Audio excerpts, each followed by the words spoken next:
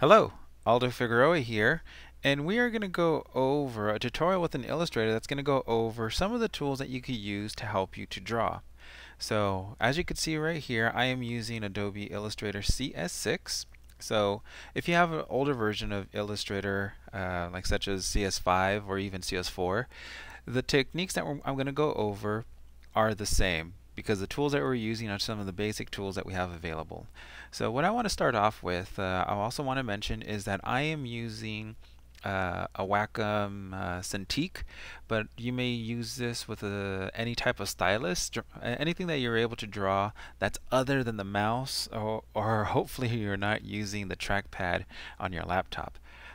You definitely want to to use something that gives you more control, such as a drawing tablet or graphics tablet. If it's Wacom, if it's some other brand, it doesn't matter as long as you have something that will give you better control.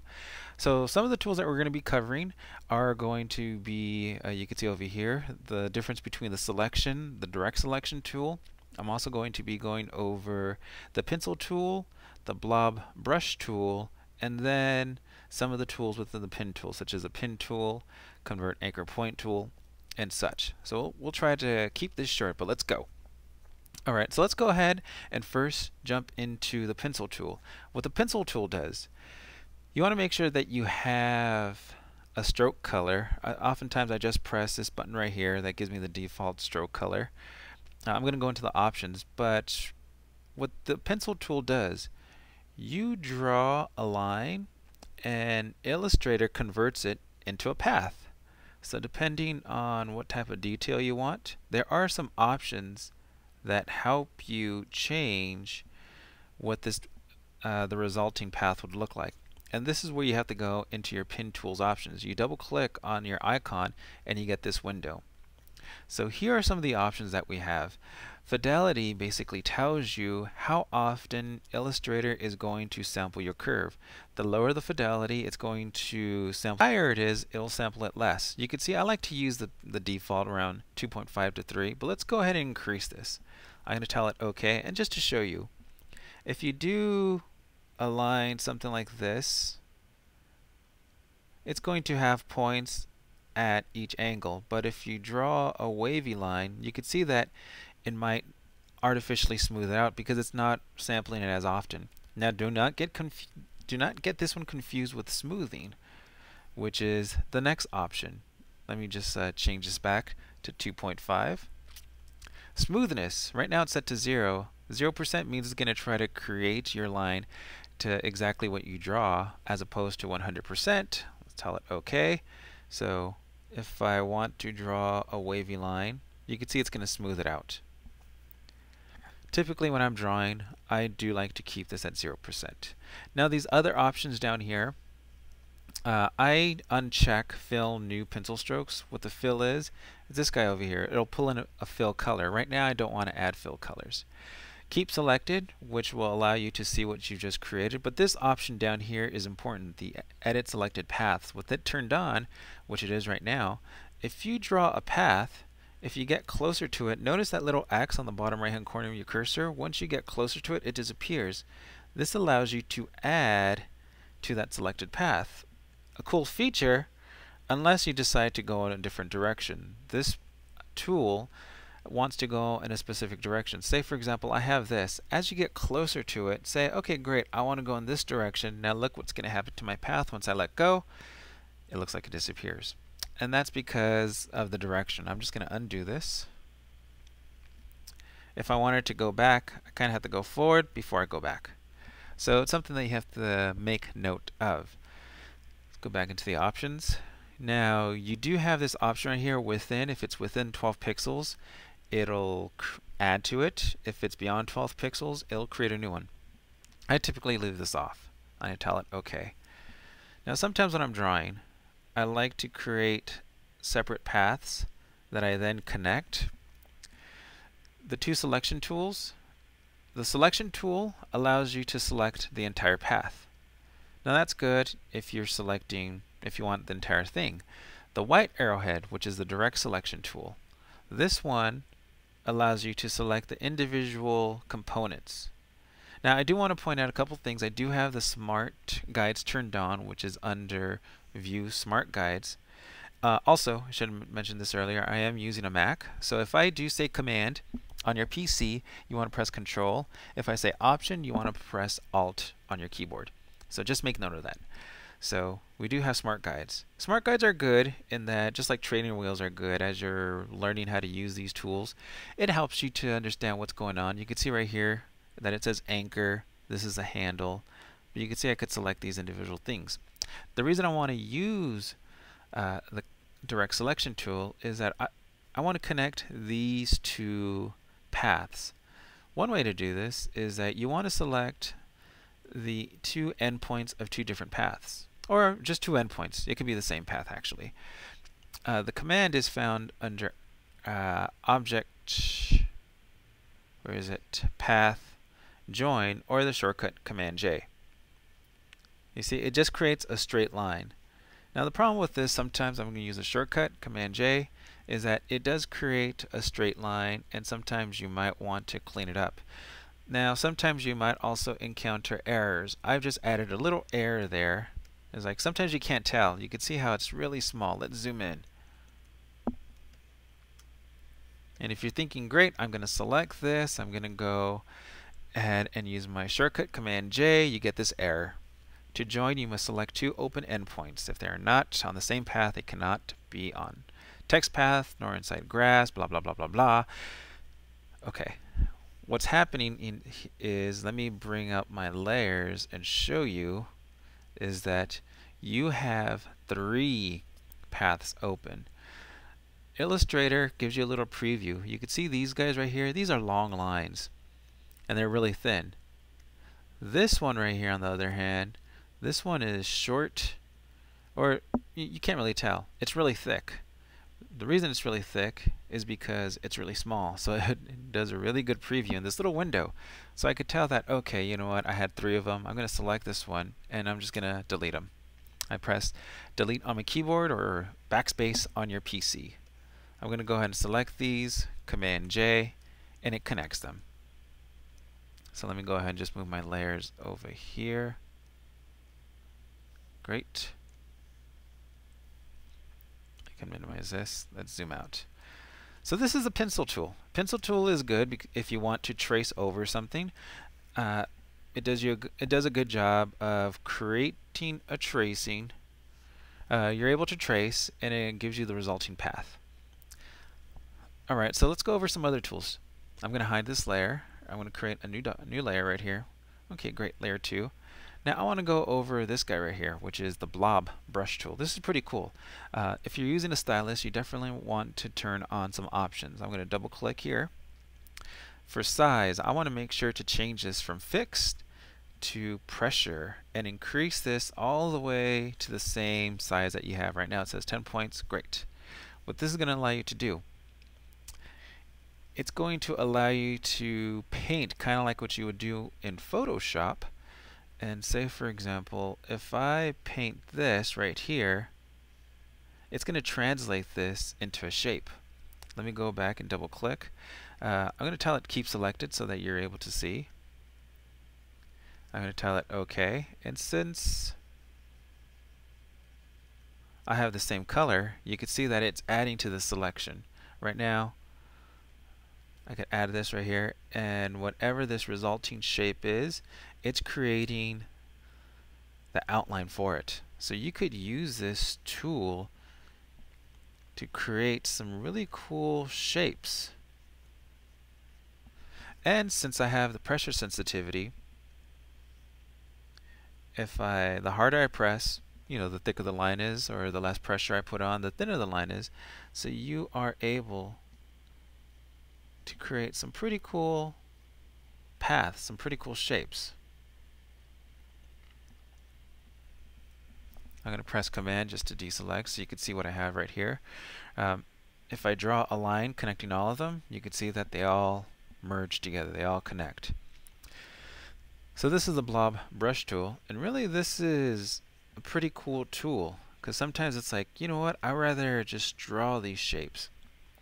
Let's go into some of the options right here. You can see right here we do have the same tolerances, just like with the pencil tool. We have the fidelity and the smoothness. So I'm going to just lower this down just a bit so that it gets more of what I have. These default brush options, I typically just leave them as is, except for size, where I change it to pressure. And you want to make sure that this is equal to whatever size it is, so that you're able to, depending on how much pressure it is, it could go up to your brush size. You may use the square brackets to increase or decrease the brush size. So you see as you draw.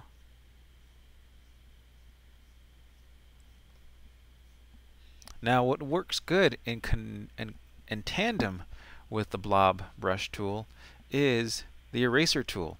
You can see that this guy is selected, even if it's not selected. If it's not selected, if you draw a line right there, boom, it cuts right through this shape. I'm going to use my selection tool, V on the keyboard, and you can see that these guys are now separate. You can see it's like, what if I don't want this? I mean, you could erase it.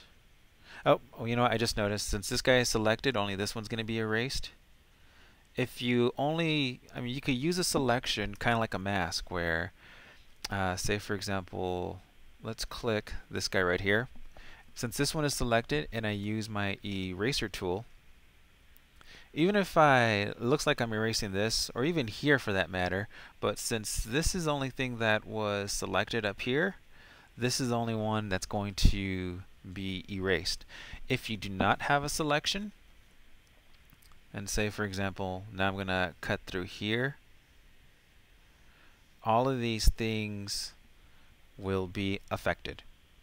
But as I said, they work in tandem, where, okay, I want to add some details there.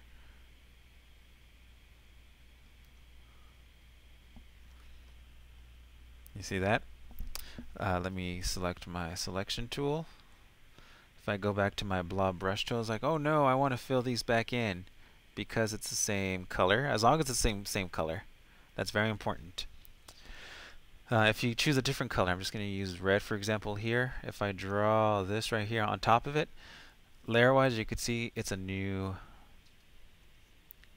shape.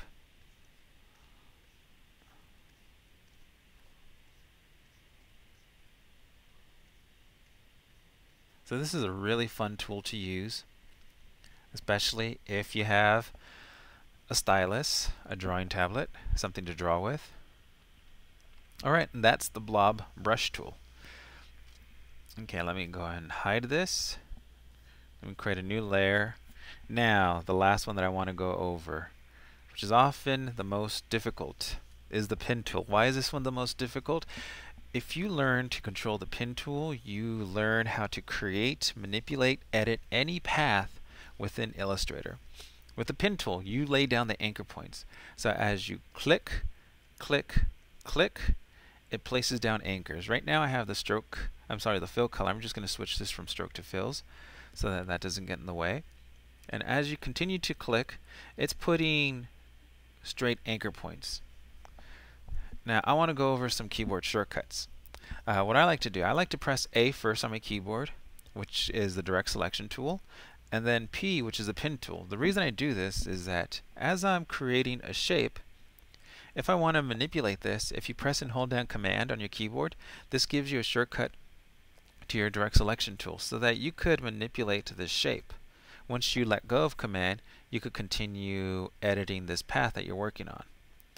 Some other keyboard shortcuts is that as you're placing down anchor points, I'll come over that one.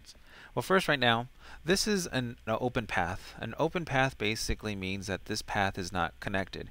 To close it, the last path, or the last anchor point, and the first one have to meet. You can see right here how there's that little circle in the bottom right hand corner. Once I click here, this is now a closed path. So that's important to note. Right now with my pen tool, I'm just clicking, and by clicking it's creating a straight line from point A to point B, etc. But one additional feature of the pen tool is that you are able to pull out handles. If you click and drag, it creates these handles.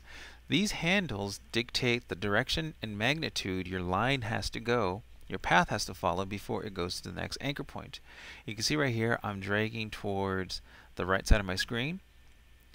By default, when you create handles, it creates an opposite handle on the opposite direction. It kind of works like a teeter-totter motion. So one side goes down, the other side goes up. This is the basic feature, but you are able to break these handles as well. The bigger the handle, the more influence it has. The smaller the handle, the less influence. Great, you can see that right here. But before I goes to a next point, you can see that it has to follow this influence. I'm going to click right here, and you can see that I could even create this an additional handle. And it could go in different directions. So it's very important to note the direction in which your handles are going. Once you create these handles, how you can manipulate them. Another shortcut tool is, as you're creating these handles, if you press and hold down Option, this takes you to the Convert Anchor Point tool. What this tool allows you to do, here, let me go ahead and finish this path right here. I'm going to hold down Command, which gives me the direct selection tool. I'm just going to deselect it. That basically finishes this shape. I'm just selecting it again because I want to use the Convert Anchor Point tool. What this tool does, for any anchor that has handles, if you click on it, it takes them away. For any anchor point that doesn't have handles, if you click and drag them, it's able to bring them. In addition to this, for any handles, if you click on the handle, you can then break them so that you can change the curve direction. You see right here, this shape is possible because I was able to change the curve direction. I'm going to click on this one. You can see that there's these two handles here. So you're able to manipulate these shapes. So with the pin tool, I know this is like a really brief overview. It takes a lot of time just to learn how to use the pin tool, how to create it. But this is another tool that you're able to use to create your own paths. Oftentimes what I suggest when you're using the pin tool is to import an image. I will do this right now. Let's see, I believe I have, we'll do something simple, this mango, for example.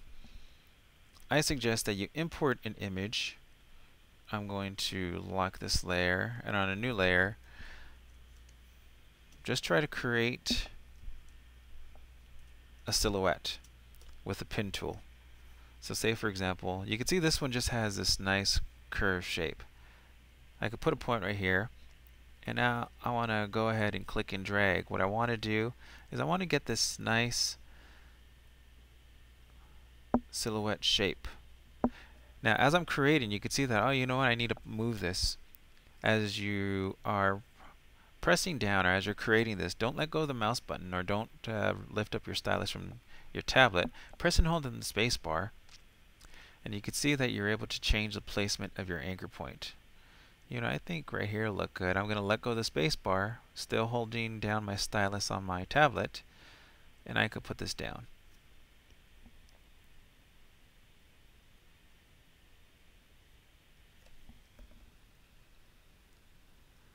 Maybe somewhere down there.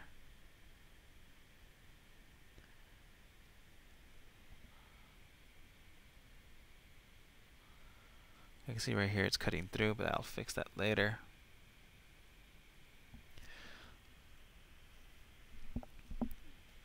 So now I could edit this one. You can see I can move this guy out of the way and place him here, work with the handles to get a better shape. So I'm able to create this outline around it. So this is a brief overview of the different drawing tools. We've gone over the pencil tool, the blob brush, some of the eraser, and then some of the pen tool. Now in my next tutorial, I'm going to use some of these tools to create a vector portrait within Illustrator, but also using Photoshop. So I hope you find this tutorial as a good refresher. If you're new to this, by all means, practice. Practice, practice, practice. The more you get acquainted with one of the tools, the better you'll become with them. It's experience. So if you have any questions, please feel free to put them in the comments. I hope you find this demonstration helpful. Well, all right, good luck and go forth and create. Thanks.